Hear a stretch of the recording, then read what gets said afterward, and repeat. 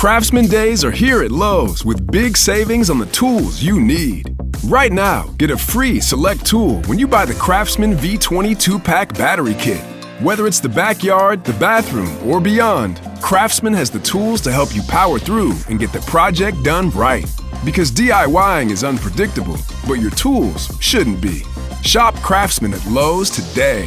Valid through 6/18 while supplies last. Selection varies by location. Hello, hello. I am here on a special bonus episode of Life in Jest. Pascal looks different. No, it's not Pascal. It's my mother-in-law, special guest Barbara. Nice to be here. Nice meeting you all. Barbara was visiting, and I'm like, do you want to jump on the thing with me? Because I was so shocked by the things that happened in the Cameron Reed trial today that I really wanted to talk about it. Okay, I heard something about it, but not a lot. The first thing I ever heard about it was a man who was a police officer, but more importantly, just a human being that was raising his sister's children after his sister and her husband tragically died very close together. They were young, so he was raising their children, and now he is dead, and that's terrible. It's awful, right? Yes. And they found him in the snow, and it was after a night of heavy drinking, and no one really knew what happened. But Karen Reed, his girlfriend, his name is John O'Keefe, and his girlfriend, Karen Reed, she doesn't really know what happened. She says she thought he went in the house. She thought she dropped him off, and she left because he wasn't coming back to tell her if it was okay to go in. But when she woke up the next morning, he wasn't there. She started getting panicked, and somehow it got in her head, did I hit him? So we don't really know what exactly led to her thinking that, but she was panicked. She was still drunk because you don't get sober that fast. Let's put it this way. She doesn't know if she hit him. And if she did hit him, it was totally an accident. There's no way I can buy that she ever murdered him. Okay. Because she did not intentionally hit him. It's ridiculous.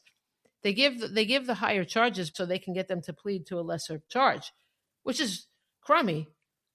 Yeah. But that is what they do. And I mean, I guess it's okay if the person's guilty and you just want to get them, charged. Yeah. But it's making me reevaluate the whole criminal justice system and how it works. Because if someone's innocent, that doesn't really work to just try to force them into pleading, because you've given them such a high charge that they're so scared of it that they're going to plead, even maybe if they're innocent. So this is not good. She said a lot of things. She's innocent. I do think she's innocent because when I look at all the people in that house that have acted really suspiciously, two men who are law enforcement destroyed their phones soon afterwards. Okay. Seriously? Why were you doing that? One guy, after all this happened, after they were done partying, instead of going home, it's during a snowstorm, he goes to the Canton Police Department and does some things in his office there. Why would he do that? Who wants to go to work in a snowstorm at 3-something in the morning or whatever if you weren't trying to cover up something? There's something going on here. There's too many questions, too many people. This other woman there named Jen McCabe, all of a sudden she acts like she doesn't know how to use Google when she's asked about her searches, because they can find people's searches on their phone, right? Yeah. So she searched for how long to die in the cold, but she spelled it wrong. So she spelled it HO. But we know what she meant. Well, why? It says she Googled it in the middle of the night. Why would she Google that? Well, she says she did it in the morning when Karen Reed called her and they went looking for him. And after they found him, she claims that Karen begged her to Google it. There's no explanation for why she wouldn't ask her to do that. First of all, if you're going to Google that and you wanted the guy to live, wouldn't you Google how long can you survive in the cold? You wouldn't want to know how long it would take someone to die. That's like, how long does it take to cook a turkey in the oven, right? Like, you don't want to know how long to die. You want to know how long can you survive. That would be the hopeful way to look for it. And I'm sure the way Karen would ask her. It makes no sense for Karen Reed to have asked her. That at the time, Jen claimed another woman was there and heard it, but the woman retracted that. The woman said, I did not hear that. So now it's just Jen. And Jen has a reason, because she was in that house where somebody went in. it just seems to me that he went in, and there's a couple of people saying there was one girl that slipped on his testimony last time and said, while John was here, like, what? Like, oh, we thought he didn't come in, right? When Jen McCabe was texting with her family, she said, just tell them the guy never came in. The guy. He's supposed to be your friend. You call him the guy, right? It was like they're all planning this cover up. Oh, and the dog got rehomed. There was a dog there, and he's got marks on his arm that a lot of people think look a lot like dog bites. Okay? And the dog got rehomed after 7 years. The dog was gone by the next morning. A police officer that went in there, the defense said, did you see a dog? And he said, no. That dog was gone the next morning? Come on. Something happened in that house. I don't claim to know what it is. Right? What happened in the house? They claim he never came in the house. But to pin it on somebody, like it's a convenient thing to say the one person that's the outsider, we could pin it on her, right? Yeah. He had a head injury that they had a brain surgeon come in and testify that it's consistent with somebody falling backwards onto a hard surface. So the Commonwealth called him in to try to make the case that she hit him and he fell backwards. But it backfired because the brain surgeon said, I see that all the time in Minnesota. Drunk people fall back in the snow and hit their head. So they're just drunk and they fall. But do they know where he fell in the snow? They only know he hit a hard surface. He could have hit a hard surface inside the house, like a tile. Okay. They could have thrown him. He could have fallen down the basement stairs, fell, who knows? The point is, there's too many questions. When there's a lot of questions, you're supposed to acquit. It's supposed to be proof beyond a reasonable doubt. And even the coroner will not call it a homicide. She calls it undetermined. She doesn't know. She can't say it. She can't say, not only can she not say if he got hit by a car, she can't say exactly the thing that actually killed him. Like there's so many questions. There's so many questions about this. And the Commonwealth already presented its case. It closed it. And they had an accident reconstruction guy that was ridiculous. He's kind of the same build as John, and he put on the same kind of clothes. But of course he wasn't going to let himself literally be hit like that. He just got tapped by the car, and he was standing there, and the blue paint got him in his arm. Well, let's put it this way. He knew how to stand to get that blue paint on his arm the way he wanted it. We don't know how John O'Keefe was standing at any given time. There's so many variables. Right? He reconstructed it the way it's one thing to set up a computer reconstruction. I guess no matter what, you have to set the variables of it. But when you yourself stand there and try to do a reconstruction, clearly you're setting it up the way you want to do it.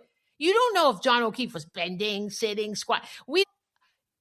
The way they have fabricated these things, and these people are supposed to be experts, and they could not prove that he got hit. Okay. If you can't prove it, you got to assume innocence. That's what our justice system is based on. And now, today, there was even more nefariousness, but there's so much more than what I just said. But the guy that was the head of the whole investigation, Proctor, the lead investigator, he got fired because he wrote such biased texts against Karen Reed. He called her all kinds of names. But the main problem, it wasn't even calling her, it was very offensive to call her the C word and all these things, right? Wow. But yeah, it's horrible. But he got fired because he was biased. Because you're supposed to go in there without any hypothesis about what happened and investigate all leads. Why would they use such words? Well, I don't know why anybody does anything, but he said, hopefully she'll kill herself and we won't have to deal with it. Something like that. Oh my God. Yeah, it's pretty bad. Yeah. And the cops, when they did the investigations, they didn't use the right kind of materials for searching. Like they used red Solo cups to collect evidence, like the way you play, you drink out of them, you play beer pong with them. You don't use them for evidence. So the whole thing is, it's ridiculous. And they should be really ashamed of themselves for what they did. But instead they're having a second trial. They had a hung jury, and now they have a second trial, which I don't even know how they had a hung jury. Actually, she got acquitted from murder too. From the highest and the lowest, and they were only so the trial is over, and they just no. This was the first trial. Oh, this is the second trial. They decided to try her again, but the jury never filled out a form about what they decided. So she's being retried on the charges that they did acquit her on because they didn't fill out the paperwork. I know. But they didn't acquit her on the manslaughter they were stuck on. So she still could be retried on that, but she should not be retried on the other things. But they're retrying her on everything. I know it's a horror. I know. Doesn't sound like it's legal either. Yeah, and it should worry everybody because Karen Reed. If Karen Reed didn't have lawyers that knew what they were doing, I mean, I don't even mean knew what they were doing. A lot of lawyers know what they're doing, but they don't have the time. Like if they're a public defender, they don't have the time to go into all this investigation that her lawyers have done, nor do they have the money. You have to pay, there's time, there's expenses, you have to pay witnesses, expert witnesses you have to pay to come in. And all these things that that many people would not be able to afford. And so we would probably be in jail right now on a plea bargain because we didn't have the money to fight it. So really, this is a lesson for all people that aren't really rich, that what the law can do to you, right? Wow. I think. I mean, yeah, I believe that most cops are honest. I believe most times nobody's looking, but in a case where these were all cops inside or and there's that, that's exactly what he said in his text. Oh, nothing's going to happen to the guy inside because he's also law enforcement. He said that in the text. Oh, wow. Yeah. God. I can't prove she didn't do it, but I don't have to because in a court of law, the burden is on the prosecutor. He has to prove she did it. I don't have to prove that she didn't do it. Her lawyers don't have to prove without a doubt that she did not do it. No, they just have to show that there's reasonable doubt. There's so much reasonable doubt. And today was very confusing. Okay. Today, they had a friend of Proctor is the guy that got fired. And it's so funny because he definitely was the lead investigator, but everybody argued so much trying to say, oh, well, he was, he was involved, but he wasn't really that important. So then the defense had to keep asking a million questions, which always the answer was Proctor, that he did it to prove that he was like the main guy because nobody would admit it. They're even covering up who was the lead investigator. So stupid. Well, aren't they supposed to dispose all that stuff when they go? Who's the lead investigator? Yeah, well, they're acting very suspiciously. And, I don't know what to say except before I even started this trial, I already believed there was so much reasonable doubt. I personally don't think she did it. I just don't think the timeline is so slim. And now the Commonwealth had to, they claim that an expert on his own redid the timeline of when it was possible. But I've never heard of an expert that does something without saying he's going to do it because he wants to get, if they want to get paid, and they can't get paid if they don't ask if they could do it. So the guy, and he works for a big company. This big company called Aperture. There's no way Aperture would let him do something without knowing he's going to get paid. Wow. Yeah. So now he changed. Want to get paid. Of course. And the guy also lied on his resume on LinkedIn. He said he had a college degree and he only has it's pending for the last 17 years. Or he only has an associate's degree, but he listed a whole bachelor's degree that he didn't have. How can he do that? He can't. But he gave a different resume to the court. So because it would be perjury if he gave a false resume to the court. But it was on his LinkedIn and it was on the company that he works for. It was on their website. And so when Karen's lawyers asked him about it, he said, "Oh, it's old." They're like, "Maybe it's old, but did you ever have a degree?" So therefore, it's not like it would have ever been right. It doesn't matter how old that resume is. You put that on there lying about what you had. How can you lie on a... You can, but you're not supposed to. People can do anything, right? What? How? Well, no. You're asking two different things. Oh. Can you do something? You can do a lot of things. You can be a convicted felon and still be the president of the United States. It's amazing how that works. Okay. But we're not getting into politics. I'm just saying there's a lot of things you can do, and you can certainly lie a lot and be the president of the United States. But in the courtroom, if you lie in the court, that's perjury and you will be taken out in handcuffs. But he did not lie on the stand. Because he told the truth when he was questioned. But if her lawyers did not look for that, they wouldn't have known to ask the question. If they didn't ask the question, he would have gotten away with doing that on the other thing. But it was all calling, and then he put the wrong date on the slides. All the slides where it's supposed to be calibrated second to second, so perfect, How can right? one person do all this and He's get an away with it? idiot. Well, then the defense lawyer's like, would you agree that all these slides are wrong? And the guy's like, I would not agree. He's like, yeah, it was January 29th. It wasn't January 30th, like you wrote. Like, what an idiot. We're supposed to trust anything this guy said. Okay, so the whole thing was to suddenly, for the prosecution's benefit, without them knowing, push the time back where she could have hit him, because they know that she clocked into the Wi-Fi at John's house. See, she went back to his house after she left there. They know she clocked in, like her car connected with his Wi-Fi at 12:36. So they know she pulled into the driveway then. So now they're saying there's so many there's like 30 possibilities of what could have happened, and only 3 of them allow for the possibility of her hitting him and getting back by 12:36. 3 out of 30. It's stupid. It's and that's even pushing it. And she would have had to drive pretty fast to get back there, by the way, in a nor'easter. Okay. Drunk. Oh, wow. Because drunk people, actually, well, sometimes they do. Actually, I think drunk people drive slower because they're confused. I don't know. It doesn't matter. Let's take the drunk out of the equation. When you're drunk, I don't think you know how you're driving. I sometimes call 911 if I see somebody erratically driving. Oh, do you really? Absolutely. They'll kill somebody.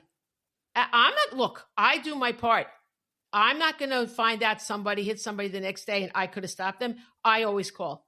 Casey and I once were on Interstate Parkway when we were driving across the country, and there was a trucker weaving in and out, and we called. God. And do you know that the cops never came? We called back twice. We were behind this guy for like 50 miles. The cops never came, and then he finally got off on an exit. Wow. I don't think he was drunk. I think he was falling asleep, but that's still very dangerous. When you're driving one of those big tractor trailers, you can't be falling asleep. You would kill whoever's in the nearby because you're a tractor trailer. But anyway, when I see these drunk drivers, I can only assume they're drunk. I don't know. I haven't tested them, but they're always going slower because they're kind of confused, but sometimes they get like, from what I understand, like sometimes they get like fixated on one thing and they shoot at it, like kind of. So I'm not going to say always, but we don't know what speed she was driving. Although they probably can tell because they seem to be able to tell everything else about that Lexus. I haven't heard about that information.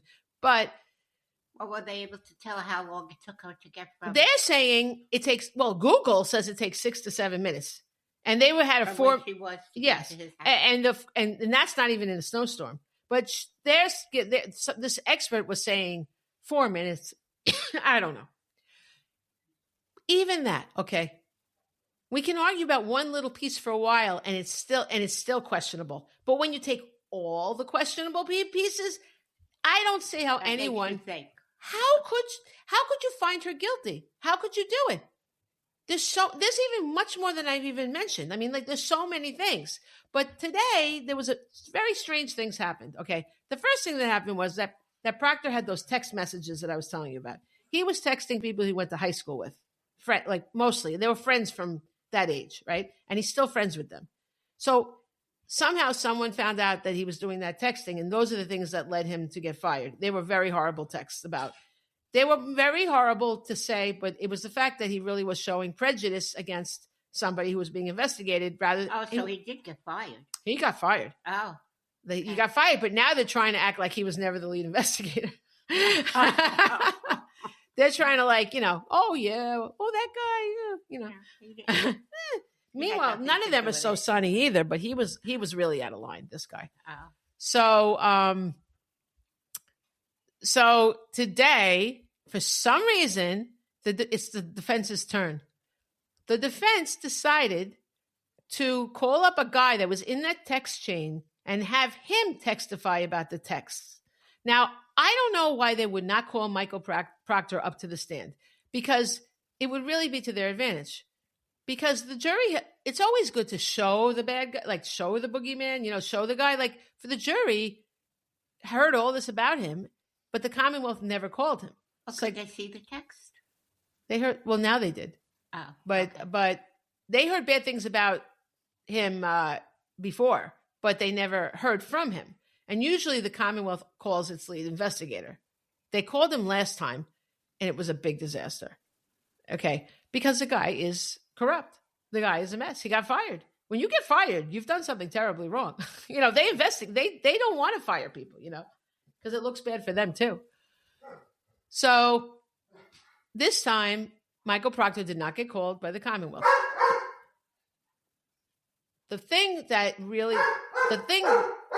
Bean, quiet. Tony, are you there? Yeah. Tell him to be quiet. Come here. Shut up. Okay. Oh, come on. What's happening? Come. Shut the fuck up. Come here. What? What is going on? Don't go. Sit down. What's he want? I don't know. What does he want? Snickers, dog. What? Chill. Maybe he wants his water bowl. Oh, the water bowl's outside. No, I know what he wants. Oh. I'm not getting it. Oh, see, that's the problem. Oh. Problem is he's spoiled. Okay. So we all were waiting and thinking that then the defense would call her. I think it was a mistake for the Commonwealth not to call, because honestly, you have holes in your case. You should be honest about them. You should not try to cover up that he was a lead investigator. You should say, well, we found out he was a problem. He was corrupt. We got rid of him. Okay. But the problem is that they're not trying to own up to how bad he was, which makes it sound like they're bad too. Maybe they're afraid they'll lose their case. Yeah, but they're going to lose the case if they're definitely going to lose the case if the jury doesn't trust them. And the jury's not going to trust people that were hiding something. So they're hiding the guy. He didn't testify. So we thought the defense would do it. But what did the defense do? Well, they brought in their own expert about the reconstruction. And again, I just think it proves that no one can really prove what happened because we don't even know if she got hit by a car. There's no way to ever prove that. You can't prove what might have happened. Might is a powerful word. You can't ever prove it. It's ridiculous. But in any case, they called him up, and then they called up they brought in today a guy to testify about the texts. And he is one of the friends that was there. And not at the night. He was there with Proctor. Proctor was explaining to him what was happening, and you shouldn't probably talk about your investigation to anybody at all, I think. But he also was saying these horrible things about her, and he said, like, the guy that owns the house is law enforcement. He's never going to get in trouble. He said things like that. He said a lot of really horrible things. So the question is, why did the defense have this guy do it? Because does that mean they're not going to call Proctor? It doesn't make any sense, because you want to call Proctor. They don't have anything to hide with Proctor. I don't know what they're doing. And then, even weirder, they called the guy up to testify that he had seen texts from Proctor, but they didn't ask him to read the text. Maybe they'll still call him. Well, they could, but we don't. Well, that's right. There might be some grand plan, but right now it doesn't make sense. And all we can do is surmise. And we people that are watching this trial, we think about it like day and night, Yeah. We're like we're getting paid. How do you watch it? Oh, it's on YouTube. Oh. Yeah. Oh, it's on YouTube, and there's people streaming it that you can listen to their commentary. It's everywhere. It's everywhere. So, because there's cameras in the courtroom. Oh. Yeah, we can watch it. We like the Diddy trial. There's no cameras, so that's a totally different ballgame. But anyway, then the guy. An interesting trial. It's very repetitive. I think. I don't know, but it's a lot to take. I think to hear about all these things. But in any case, so this guy never got asked by the defense to actually read the text. Why did the defense not ask him to read the text? Then, this is really weird. The prosecutor got up and asked him to read the text. What? Why would the prosecutor ask him to read the text if the defense didn't ask him? This is obviously was trying to hide the whole time. It makes no sense. Did he read the text? He read, well, he asked if he didn't want to read them. He was very repulsed by them. Oh. So then the prosecutor agreed to read them and then just have the guy say, is that right? Was that, because you have to have somebody verify it, that they're real. Because to put something into evidence, you have to prove it's real, that it happened. So it's very interesting watching them have to go through all these hoops for the rules of evidence. It can be sometimes a little boring, but it's nice to know they do go to all this trouble, So I don't get the prosecutor why he did that. I don't. So did he, because I know that the prosecutor and the defense did meet to agree on which texts would be admissible. And what, so I know they do meet and talk. Did they meet last night and say, hey, this is going to happen? It'll look better if you read them? For you, like maybe, I don't mean that they're trying to help them. I mean like as a compromise. Because the day before, it was Friday. It was before the weekend. The prosecutor was dead against these being read by this guy. He said, if you want to read them, you have to call Michael Proctor himself, which was a strange argument because he didn't want to call it Michael Proctor. It's like they're playing chicken with each other about Michael Proctor. They don't want to call him. But he told the defense, if you want to read these texts, you have to call Michael Proctor. Why would he say that to them if he doesn't want Michael Proctor to come? I don't understand what the game is, and I don't understand what they're trying to hide. It sounds like both sides have things to hide, and I don't know what the defense has to hide there. This is all, otherwise, makes no sense for the defense to be doing any of this, and the defense is pretty sharp. Sometimes people just make mistakes and errors in judgment, but I don't think her defense team is making mistakes. So, not quite sure what's going on here. But then by Monday, the guy testified, and then the Commonwealth asked the It's on, the biggest Maytag sale of the year at Lowe's. Buy 2 select laundry appliances and get up to a $100 bonus via instant rebate. Shop all things Maytag, including the new stackable Pet Pro laundry system that removes pet hair from clothes. Lowe's, we help, you save. Offer valid through 5/31. See store for pricing and offer details. Advertise savings on all major Maytag appliances through Maytag.com and participating retailers. Prices may vary. Additional terms and conditions apply. questions, leading me to believe that there had to be some sort of agreement between the Commonwealth and the defense. Can't But the why? defense just ask this Michael Proctor to come on? Yeah, why? Why aren't they? That's the question too. That's right. They should. Why? What is the problem that they don't want to ask? What don't they want him on there for? I don't know. Unless there's things he could say that will be harmful to the defense that he found. It is possible. I don't know. Why wouldn't the defense call Michael Proctor? I don't know. Yeah, but if it'd be harmful to the defense, why doesn't the prosecutor call him? Oh, we know why he wouldn't. He didn't call him because they were trying to even, I told you, they tried to deny that he was even the lead investigator. You don't want, I mean, it would seem pretty clear, but now unless something else came out that we don't know about, because the prosecutor's like, oh, you should call Michael Proctor. Like, why do you want us to call Michael Proctor? The whole thing is bizarre.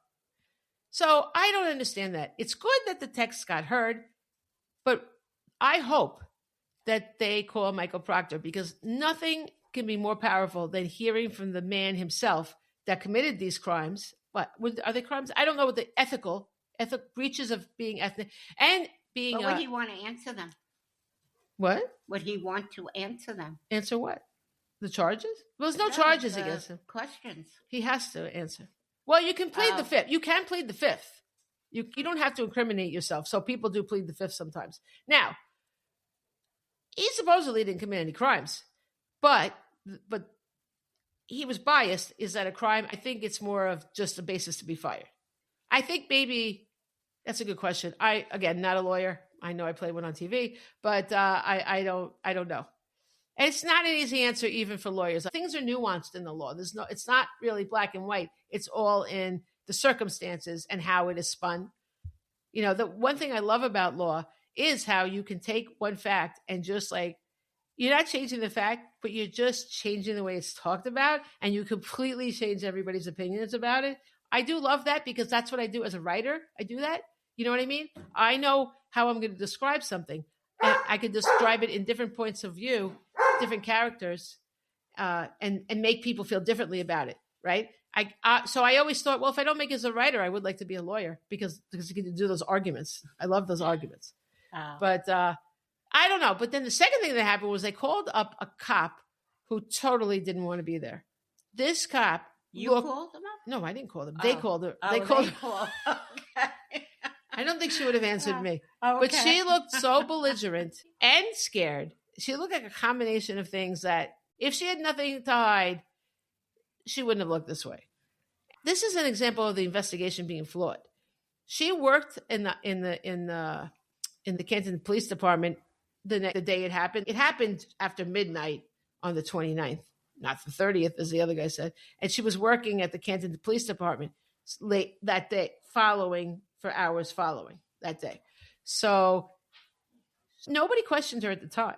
18 months after it happened, I think her lawyers came and asked her if she saw anything. And she said she saw Brian Higgins, the guy that went to his office that night in the snowstorm. So, and he's the guy who threw away, one of the guys that got rid of his phone. I think he disposed of it in like a federal waste container or something. He totally got Why it. do they want to get rid of their phones? Because if you're law enforcement or but those you're supposed to keep your phone. okay, but if you're law enforcement or if you're people like us that watch all these shows, Dateline and everything, the only way to ever really get rid of evidence is to destroy the phone. If you delete text messages, they can still find them. So you can't keep your phone. That's the only way to get rid of the evidence. Both these two, he and the other guy, both got rid of their phones. Spare me. Something was said on that phone. Something was said. Something was said or text, maybe. Well, that's what I mean. That's right. When I say said, I mean, texted. Two people. And the third woman, and the third one that didn't get rid of her phone, Googled how long to die in the cold or how long to die in the cold right after the guy might have died. Okay, so you tell me. And she's trying to say that Google got it wrong. Google got the time wrong. Really? Google got the time wrong. That's a long shot. That's a long shot. And if maybe that was the only thing that happened in this case, I could say, well, maybe, but there's too many things happening with these people. Too many busy bees. That's what the Couldn't they tell his time of death too?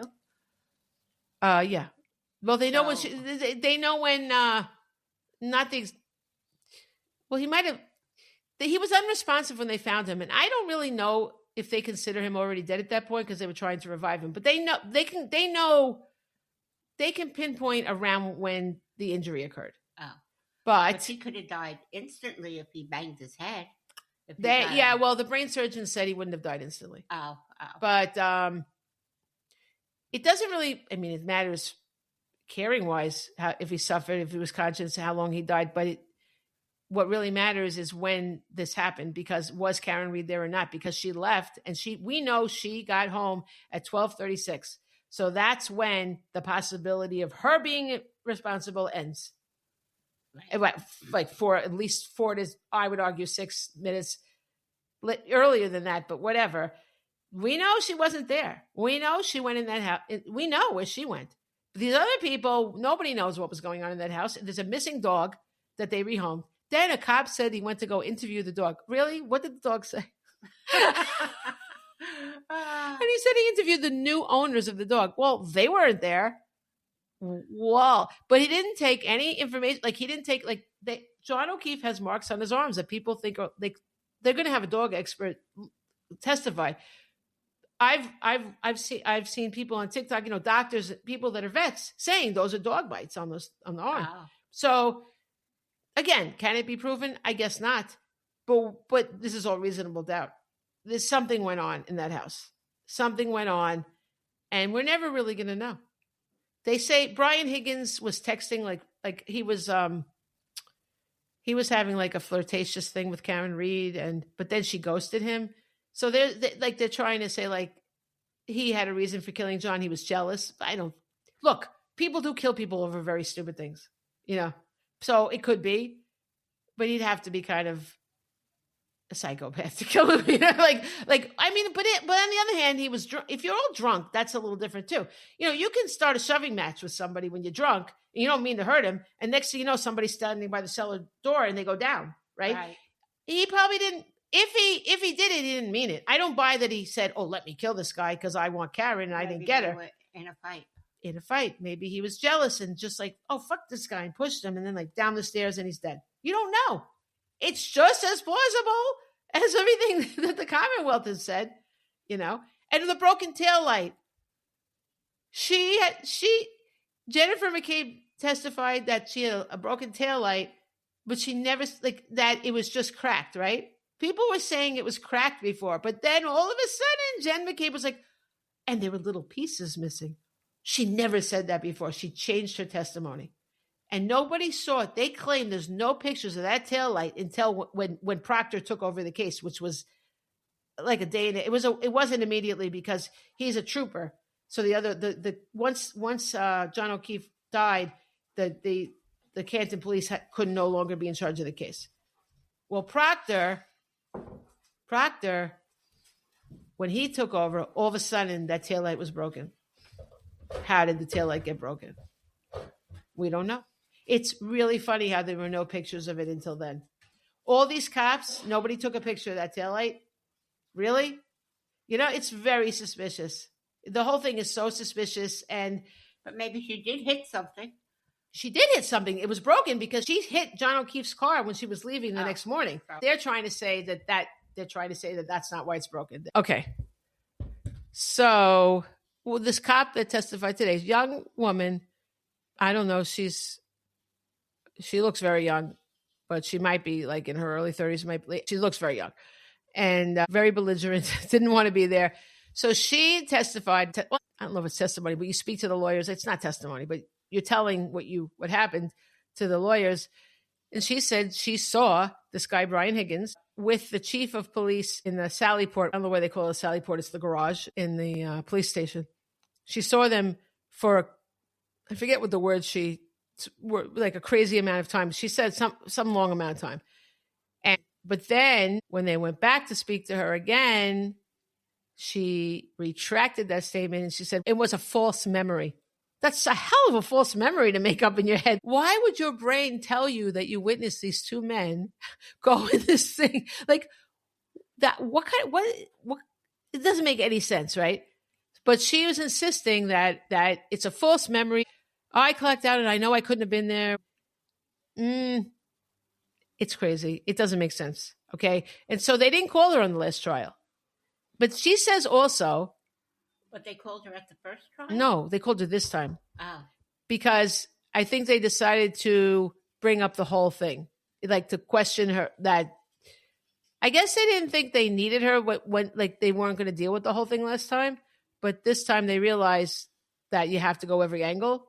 And so they questioned her. And so apparently she got called in. She switched to the Boston department. She was working for Canton, which is a suburb. And she got called to speak to like the police commissioner, I guess, the head guy.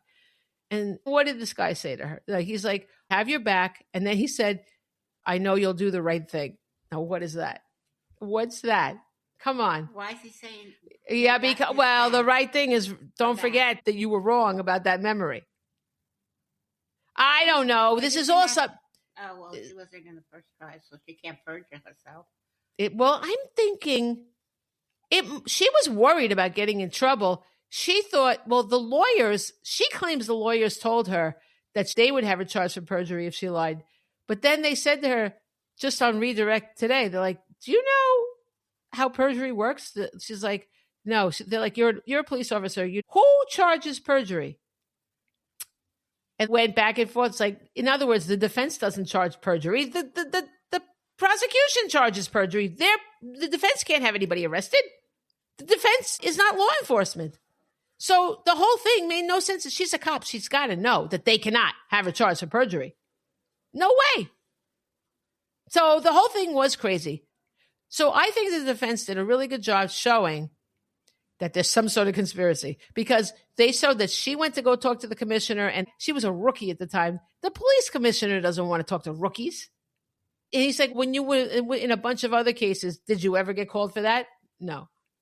Did anybody else get called that was a rookie? No. You know what I mean? I think they did a really good job of showing that something was going on here. And they don't have to prove a conspiracy. They're not running a case against a conspiracy. All they have to prove is that there's enough reasonable doubt for this woman to be acquitted. Could they prove a conspiracy? I don't think so. They'd have to really dig even deep. I don't think they could because you'd have to get somebody to really roll. You'd have to get somebody to really tell. And I don't think anybody's going to do that. And I don't know what the conspiracy is, but something happened. I don't think she hit him. And also, I forgot to tell you, This is the reason why I really don't think she hit him. There was a snowplow driver that went by shortly after she left. He didn't see him. He didn't see a body in the snow. He remembers it's a local snowplow guy. He does the same route all the time, and it snows a lot there, right? Did he come in and testify? He's good at. He did last trial, yeah. Oh. And he's going to testify again. He didn't see him then, and it was only light snow then. Okay, so there's no way you wouldn't see him. It wasn't like there was no time for snow to accumulate, so you wouldn't see him. And then Couldn't he went pile up on. no. And then a couple hours later, it went by again, and there was a Ford Edge parked right where the body was later found. A Ford Edge is a car, which is someone in the Albert family who lives in that house owns that car. So what do you think happened? Sounds like they brought the body to the spot. Let's dump him here. Or maybe they parked the car to hide what they were doing. Was he covered? He didn't see the body. He just saw the Ford Edge. The Ford Edge was blocking where the body would. Well, we don't know what it was blocking. All we know is that there was a Ford Edge right by the area where the body would later be found. Come on, come on. Interesting. Yeah. Yeah. And then people that want to discredit this guy. His name's Lucky, actually, the snowplow driver. Oh. And he knows everybody. He knew whose house it was. He in that neighborhood, everybody kind of knows each other. It's a suburb, small, and they tried to discredit him. They said once he hit a basketball hoop. Well, what does that have to do with anything? That he hit a basketball hoop. So, anytime. So if any of us have ever hit something by accident, therefore we can never be a credible witness anywhere. Like, what does that even mean? I think that's crazy. But I think that alone proves that she didn't do it because he did not see him there. And forget about what the Ford Edge was doing later, but if he didn't see a body there right after she left, there was no body there. She couldn't have done it. That's the end of the story. That's it. I don't care what anybody else says. He's positive. He knows he has this big light that shines on the ground. He has to be careful. He doesn't want to hit anything. Right. Except maybe one time a basketball hoop. Look, it happens. He never heard it hit a person, and even if he did, it doesn't matter. Still what he saw. He could be a serial killer, but he's still a witness to what happened that night. So I don't know. But this woman. It's all confusing. Well, they want it to be. I don't think, yes, well, it is confusing because we don't know what those people were really doing. And they're never going to tell us. So for that, there's no way it's ever going to get cleared up unless they admit it. And no, they're not. The only way we would ever find out is if somebody in that house decided to tell us. And they won't because they're never going to be charged because they were law enforcement. There's nobody ever going to investigate any further on that. I mean, when you go where the guy got the red Solo cups, he went across the street to a guy that was like his boss on the force. That guy, he could have asked him, hey, do you at least any Ziploc bags, maybe? You're going to give me Solo cups.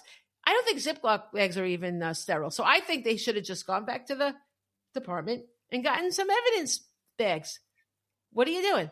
But no, he gets the red Solo cups and the guy lives across the street, but he does not get what's on the guy's camera. He does not ask for the surveillance on the guy's camera. Why? He says he already knows that guy's camera doesn't reach. He said he has taken packages for him. You can't tell unless you investigate. He says he's friends with the guy. Big problem right there. And he picked up packages for him. And the guy had sent him a video of the package. And he knows that the camera only goes that far. But then the lawyer was like, don't you know that when you send a picture of a video of a package, that's just that doesn't show the complete range of the camera. He's like, I didn't know that. Are you a cop? What are you doing? Can't the defense ask for this video? Oh, it's long gone. Ring camera. It wasn't even a ring. It was like an Arlo. And I didn't even know what an Arlo was. It turns out an Arlo is from Sam's Club. Oh. So the guy was too cheap to get the real thing. No, it's not fair. I do buy Kirkland brand things. So I'm not going to say that. I just think it's kind of funny because the guy was fighting with him. It's not a ring. It's not a ring. It's an Arlo. Like, why do we care what kind of a camera it is when we don't even have the freaking tape? The guy argued about everything. Everybody, all the law enforcement people fought about semantics of nonsense. Who cares if it's an Arlo or a ring, right? This is what you'll argue about, but you won't get the footage. It's too late. The footage is gone. And that's it. And there's too many questions. This case, no. This is not, you can't. It's impossible. It's impossible to I don't even know how they had a hung jury last time. I guess because I don't know. The problem is if the prosecution blurries it up, sometimes the people get confused and they think she did it. Now if they get a hung jury again. Oh, they could try her again? How many times can they do that? As many as they want, I think. Yeah, I'm pretty sure. Well, they're also spending a huge amount of taxpayer money. They brought in a special prosecutor. They're paying him $250,000 to prosecute this case when they have their own prosecutors on the paper. I do think it's right because that way they're showing that he's, not biased. The last guy, I don't think was biased. I just think he was a drip. I think he was not a great prosecutor. He in the middle of the closing argument, he knew he only had an hour and he still ran out of time. Like, what are you doing? Did you time yourself before you did this? What are you doing? Can't even do a closing properly? So he wasn't great. So they brought him in and they're like, well, so we don't look biased. But I think it's also they needed a better prosecutor. But I don't know. I don't know what to say. Maybe they should have moved the whole thing out of the jurisdiction. Maybe that would have been good. Because the judge, a lot of people think she's really biased. A lot of people think she's corrupt. I don't see it. But they say she gives signals like. Who says all this about these people? Go on TikTok. Oh my God. Or YouTube. There's so many people. How can you believe anything TikTok says? Well, you're not supposed to believe anything TikTok says. You watch the things and you decide for yourself. Oh. It's like anything else. You have your own opinion.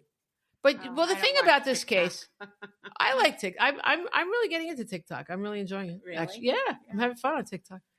But you have to make up your own mind, Mm-hmm. But the thing is, a lot of people seem to have made up their mind before this trial is over.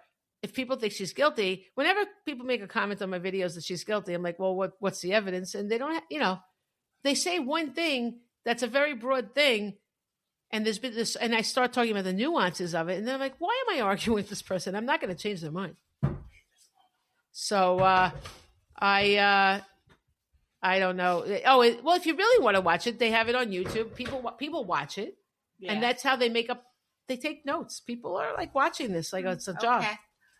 I'll look further into it. It's very good. Yeah. And then there's these two cops that I like to watch on YouTube. They're New York City cops. They're retired, but they were New York City cops, and they say what they think.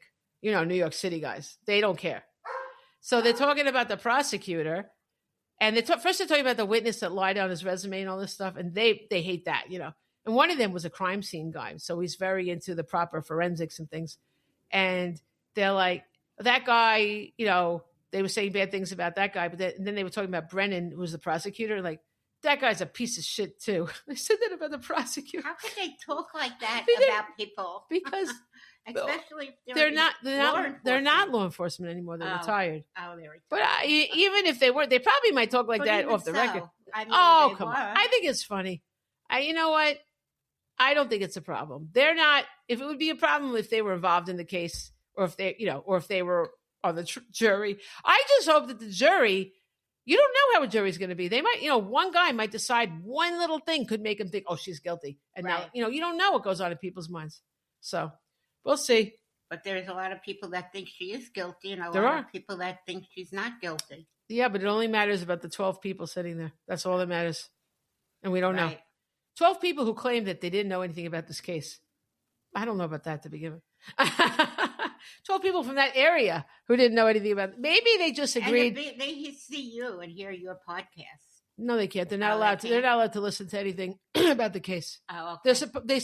She asked them every day, did you listen? Did you look at anything? Oh, okay. Could they lie? I mean, yeah, anybody could. You said, how can anybody do anything? People certainly can lie, but if they get caught, they'll be thrown off the jury. And they might get some sort of sanctioning. I don't know I don't know if there's any. I know they would be thrown off the jury. I don't know if anything would go further than that, but how would you really ever know if they didn't? That's why they should keep trials private. No, well, private, like we can't see them. Well, you can't. No, that's against the Constitution. We have a right. We have a right to know information. Oh. Yeah, we have to know these things. And you don't want that. You don't want anybody to not show you things because that's when the real problems happen. Yeah. I mean, the FBI did so many underhanded things. I'm researching it now for a book. During the a lot of things they did. They tried to get J. Edgar Hoover, the head of the FBI, tried to force Martin Luther King to kill himself. Like they did a lot of really sick things. Okay, and it was all like not, it was all hidden. It was all You illegal. researched all this? Well, I've researched it, but I'm not the first person that found this out. Oh. Let's get that clear. The problem is that people care less about history than they should. We should all be alarmed by these things. And but now you can go into the FBI, they call it the vault online, and you can read all these reports that were not allowed before. I didn't know that. Yeah, there's a lot of things they did that were really illegal, and Hoover got away with it. He was also the director for like so many years. Now they have a 10-year limit. He persecuted people, like, yeah. I could do a whole other thing about him. Maybe I will one day, but we need to. There has to be a light on things. You don't want things to be done without the public seeing it. Oh. So I just hope. I mean, I hope it works out the way it should. But this is a lesson for everybody, especially those of us who, we're not loaded. We can't hire power lawyers, and she only got these power lawyers because it's a big case. They're working pro bono right now, and if how many people just take a deal because they're afraid? I mean, and did they deserve it? I don't know. It's a good question, but so she could still take a deal. I don't think. Oh, I mean, I guess she could, but she won't. Oh. But I don't know if there's a deal. Oh. That's an interesting question. I don't know. Oh. I know she would never do that, but she won't do it because she knows that she's got these lawyers on her side that are protecting her, and I think they were surprised that she never took a deal to begin with. They really did think that's what she was going to do, and it would all just go away. And that's usually what that happens in, like, I think 90% of cases, people take deals. Crazy amount of cases. And usually you're like, if you, like on the cases you hear on Dateline, they did it. It's like, oh, they shouldn't have been able to take that deal. But what if it's the other side? What if they were innocent and they took the deal, Yeah. So anyway, we've been talking a long time, an hour. Yes. This was fun. Thank you for being with me. Oh, I loved it. Yeah, you're my substitute. I'll have you on again. Oh, I love that. I'll get my hair done. Okay. All right. Well, thank you, Barbara. Everybody, thank Barbara for coming. Thank you, Selene, for having me. Oh, it's my pleasure. Meeting you all. It was nice not talking to myself because Pascal wasn't around. I was just going to blab. It's more fun when you talk to somebody. You don't have to blab. Yeah, it's better to talk to somebody for sure. All right. I'm always here for you. Oh, thank you. I love you. I love you too. Bye. All right. Bye, everybody. Bye. Offer valid on standard browsers, U.S. only. When I heard about Date My Age, I thought, really? But there I was in my empty, quiet house, my laptop on the kitchen counter, and I typed in my name. Looking for a man between the ages of 40 to 60? Sure, why not? Date My Age is different. With verified profiles, you can feel safe and secure to explore meaningful connections with interesting and mature singles. Date My Age made it really easy. I could join and view online profiles for free. All of a sudden, my empty house wasn't so quiet anymore. I got so much attention, it just made me feel seen and alive. Date My Age helped me start a totally new chapter in my life. Find a friend, a lover, a partner at Date My Age. Get 60% off when you join at datemyage.com today. That's datemyage.com to connect with thousands of singles worldwide. datemyage.com.